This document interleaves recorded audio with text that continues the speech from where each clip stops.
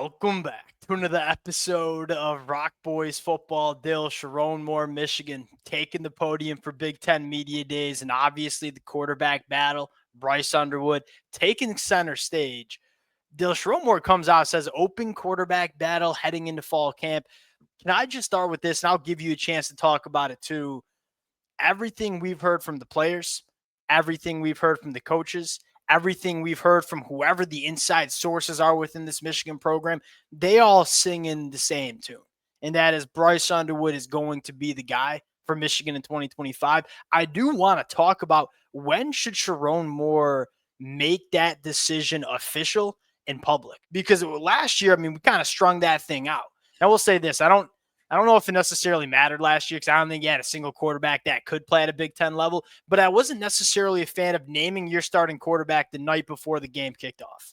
I think you want to name a starting quarterback and let them take over this program before we got to kick off on Saturday night against New Mexico State. My take, we'll get into it. To the Michigan fans, would love to hear from you guys in the comment section as well. Cannot thank you guys enough for all the support y'all have shown the boys throughout the summer months, breaking down commitments, talking about visit weekends. We got into the weeds during the summer with Michigan on the Trail. The amount of support's been amazing. Appreciate you guys rocking with it. If y'all do enjoy the content, consider subscribing to the channel. As Wink Martindale would say, buckle up, because I think this fall camp is going to be one of the more exciting fall camps that we've gotten to experience as Michigan fans in a very long time. Without further ado, the quote-unquote open quarterback competition. How are we feeling about it? Yeah, no, I'm not buying that either. You haven't even really heard another quarterback's name come out of a coach's mouth, come out of a player's mouth. Yeah. Nobody's talked about him. And again, you said it. Like last year, they let the thing drag on. You say like, oh, let some guy step up, be the leader. It's like it's hard to step up and be the leader when you are that far behind kind of the rest of the team. And that's where the quarterback position as a whole was last year. Yeah, I'm not buying the open quarterback thing because Bryce Underwood, whenever anyone's talking about Michigan quarterbacks, they're talking about Bryce Underwood. Yeah, I would. That's kind of how I see things as well. And look, that ain't a shot at Mikey Keene, because let's just be straight about one thing. Mikey Keene would have clearly been the quarterback one of that Michigan 2024 team. And Michigan probably wins a couple more games in that 2024 season, because I think Mikey Keene is a dang good quarterback. But I think the fact that he came in, did not participate at all during spring, and it was pretty much just Bryce Underwood and Jaden Davis. And with all due respect, I think we know who the guy is out of that group. I think Bryce, it was kind of a unique and I think you could argue like beneficial situation for Bryce, where he got really all spring to kind of grab this offense. And I think going into fall camp, you're probably going to see that play out even a little bit more, because everything, and I think I talked about it in the intro, there's three ways you can get information about a football team: from the coaches, from the players, and from the inside sources. All three of them, they're singing the same tune. That is Bryce Underwood, a little bit different, running this Michigan offense in the 2025 year. I think that's kind of a nothing burger. No storyline. The storyline I want to get into, Dill, Babs. Look, and I'm probably wearing some egg on my face because I know a lot of Michigan fans been rocking with the boys way back when we broke down the Andrew Babaloa commitment. And I got up here and said, think this kid has every opportunity in the world to be an All-American left tackle for Michigan. Think he can go top 5 in the NFL draft. But I had the caveat of not sure if he's going to be ready year one, Dill. Don't bet against freak athletes like Andrew Babaloa. And you're talking 6'5", you're talking 300 plus pounds, 35-inch arms, elite movement skills. The whole narrative was, hey, can he fill out the frame? And can he have the physicality required to play in the Big Ten as a freshman? Wasn't sure if that was going to be the case. You combine what we're hearing about Andrew Babaloa right now heading into fall camp with what we saw from this kid during that spring game and say, look, there's a real chance that he's trotting out there starting at left tackle for Michigan. Heck of a lot better chance than I thought there was heading into spring practice a couple months ago. And I think the big thing you look at with a guy like Andrew Babaloa, and then there's some other guys coming up through the pipeline, maybe even like a Blake Frazier. You look at what he could be. You look at maybe what you want Nathan Afobe to be. I think you're just hoping you have a bit of a higher ceiling in this offensive line, because last year, and you look heading into the 2025 season, like who are the 10 best players? Who are the guys 10 best players from last year's team? Not one from the offensive line, you probably have a preseason guy from your offensive line as a top 10 player. This offensive line, like, they need some guys who are going to be draft picks. They need some first rounders, second rounders, those type of guys. Because you said, like, that was the identity. That's what, when Michigan kind of got back on top of the college football world, it really emanated from Sherrone's group in that offensive And line. Dill, I'd say this: was the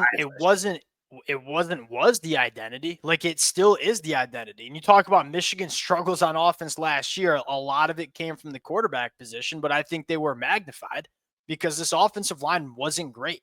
At times it was a below average unit for Michigan in 2024. When you start having, look, as much as we want to talk about Bryce Underwood, like, this is still going to be the engine of this offense as long as Sherrone Moore is going to be there. And so I look at it and say, here's what intrigues me about that position battle. Because I would argue that I think we know the other starting four. Like, I think it's going to be Gio. I think it's going to be Kripp, but I think Jake Winera is going to push very hard at the center spot. I think Nathan Afobe is probably going to take the right guard. And Sprague, who I think might be a stud, is going to be a right ceiling guy, another guy who's got a really high ceiling in that room. Yeah, what fires me up is if it's Babs and Andrew Sprague, like, look, there might be some growing pains. Both of those cats could be first-round NFL draft picks. I guess what I'm trying to say is there's that battle at left tackle, right? It's Evan Link, it's Sprague, and I think Blake Frazier is probably in it more than most Michigan fans appreciate. I think it's probably going to be Babs or Evan Link. What fires me up about that is I'm not as down on Evan Link as many people are. Like, I think he's going to be a solid starting tackle in the Big Ten in 2025. There were certainly some growing pains. He was a below average starting tackle at points in 2024. He would tell you himself. But as the season went on, I thought it got better. He's only going to be a redshirt sophomore in 2025, so that development is still taking place. But I'll say this, what excites me is all that to say, if Andrew Babaloa can beat out Evan Link, we know he's the guy, because he ain't beating out a below average tackle, in my opinion. I think he's beating out a pretty solid tackle. If that does take place and we see Babs trotting out there week one, that should fire up a lot of Michigan fans. A little bit nervy, right? Because you got a true freshman left tackle, you got a true freshman quarterback, but at the same time, both of those guys were top 10 national recruits, and the upside that both of those two cats possess, absolutely monster in the 2025 year. And again, I just think it gives you the chance you need that you get that unit back to being an engine, and it needs to be the engine if Sherrone Moore is going to work. You think Evan Link kicks the guard if Babs beats him out? Oh, he goes and competes very competitively, I think, with either of the guard spots. Because you said it, like, by the end of the year, he was playing pretty good football. And again, I don't think he was ever an elite pass protector. You probably don't have that top-end movement ability like Babaloa has. I agree with that. But he was playing good physical ball for Michigan for sure by the end of the year. I think I agree with that. All right, moving on to the defense real quick. I will say this. I mean, the buzz around Donovan McCulley, it continues. The buzz around Jordan Marshall and Justice Haynes, very legit. We've talked about that a little bit. Defensive side of the football, and the thing that really, because Sherrone Moore said this, hey, we think we're 10 deep on the defensive line. We think we're 6 deep in the middle of the defensive line. We think we're 4 deep out on the edge. I got two takes. Number one, compare that to where we were last year, specifically on the inside. And I know Mason Graham, Kenneth Grant, they counted for like 3 different guys. But Dill, I think Michigan to start the season last year was probably 3 deep in the middle of that defensive line, right? It was Mason Graham, Kenneth Grant, and it was Benny. Was there any other guy that Michigan trusted right off the bat in 2024? It wasn't Trey Pierce. It wasn't Eno Etta. And Michigan only had 3 guys. Now they have 6. Now, again, there's no Mason Graham, no Kenneth Grant. I think we have guys that maybe can be game records, but maybe to a lesser extent, and guys like Rayshon Benny and Trey Pierce and Trey Williams. The depth is going to be huge for this football team. What caught my eye? We're 4 deep in the edge. Now, we know what Demo is, right? We've been singing Derek Moore's praises all offseason long. I think he would have been a top 50 NFL draft pick had he decided to go to the NFL draft. TJ Guy asserted himself as an absolute dude. Dominic Nichols was like our baby in spring practice. Every time you read spring practice intel, was like Dominic Nichols going to be that guy. Cam Brandt. Dill, I'll give you the T-box. Are we sleeping on this cat rolling into 2025? Because we doing so much talking about Dominic Nichols. We haven't really talked a ton about Cam Brandt. Now, Cam Brandt is a guy who I thought, like, you look at the way he played the run last year, was really, really strong. But I do think that the pass rush needs to take a step this year. Because there were moments where I felt like he's just not enough of a weapon. And if you give him a one-on-one, do you really feel good enough that he's going to win his share of those? again, I love what he was doing in the run game, the physicality he was playing with at that edge spot. But his pass rush ability probably does need to take a step for me to really feel like he would be a guy you'd be comfortable as the starter. And this year, he's not going to be the starter for Michigan because they do have TJ Guy and Derek Moore. But if he's like kind of on that track and he can be, you can have true four deep of guys you'd be comfortable starting. You probably need to see more from Cam Brand as a pass rusher. And I'll say, like, he's only going to be a redshirt sophomore. And so I think that's certainly in the cards for him to take a step. Number two, though, what if he is still just a really good run defender? Like, to me, I don't, that's not the worst thing in the world, because you look at TJ Guy and say, all right, where does TJ Guy maybe not elite in? He's probably not the best run defender in the world. Really good pass rusher, showed that in 2024. Not sure how good he is against the run. So on first and second down, some of those more obvious running downs, maybe Cam Brandt gets a lot of burn. And then you trot in a guy like TJ Guy, maybe a guy like Nathaniel Marshall, and they can rip it off the edge as pass rushers if Cam Brandt hasn't necessarily took that step.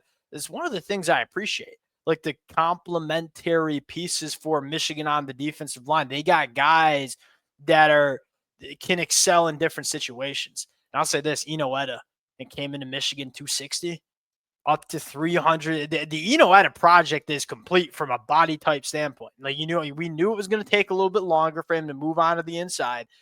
You could tell he was probably not quite there last year. Maybe he had the size at 305, but definitely not the physicality. This guy's up to 320. I haven't seen any pictures of him recently.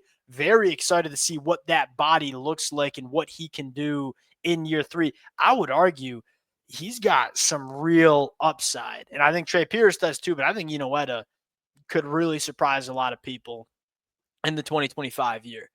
The last thing I'll say, year 2, Wink Martindale, man, that it's one thing for me in my basement to just say, hey, year 2, Wink Martindale, going to be better. And it's another thing to hear how Ernest Hausman talks about it. And Ernest Hausman, I always say this when it comes to media days, you learn a lot more from the players than you do the coaches. The coach is going to get up there in their suit and tie and give you a lot of coach speak. So the player is going to let you know, especially guys like Ernest Hausman or Derek Moore. Derek Moore going to let you know. The way Ernest Hausman was talking about the excitement going into year 2 in the same defense, that fires me up. And he said, hey, at this time last year, we weren't speaking the same language. We weren't really sure what Wink Martindale wanted in certain packages and certain coverages. Now we know. You return, as much as everybody wants to talk about losing Mason Graham and Kenneth Grant and Will Johnson, you return the bulk of that defense from the 2024 year, a defense that was one of the best defenses in the country towards the end of 2024. The year 2 picking up where we left off with Wink Martindale, Ernest Hausman kind of confirmed, look, that's real. And we should expect, I'll say this, I'll put you on the spot here.